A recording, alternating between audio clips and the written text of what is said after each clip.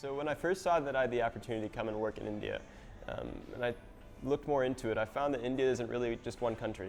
Every single state has its own culture and language, and Bangalore is probably the best sort of melting pot for that. It's the 21st century embodiment of what India is. It's the Silicon Valley of India, so everyone comes here from all over the country. So I thought, what better place to come and work in India than to come and see India in Bangalore. So they say it took around 30 years for the American craft industry to reach maturity. In India, they say that number will only be about 10 years. And I can see that just from working at Arbor for the past month and a half.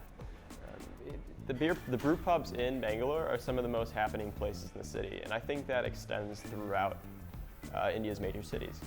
As people start to learn that they don't have to settle for tasteless national beers like Peroni or Kingfisher, people will be more into the whole craft beer revolution. So when I saw that I had the opportunity to come to India and I was looking through all my options, ABC was frankly the only brew pub here. Most of the options were mostly tech startups.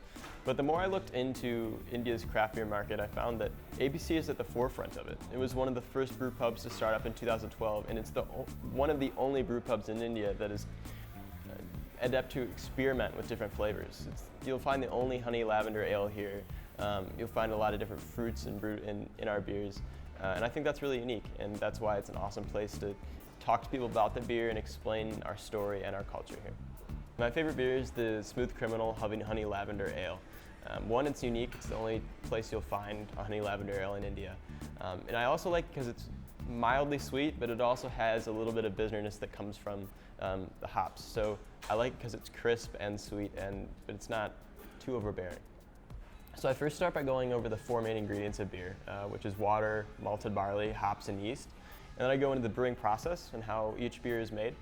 And then I go over Arbor's flagship beers, which are the beers that we have on tap at all times, and the story behind them and how they relate to Arbor as a brand and culture.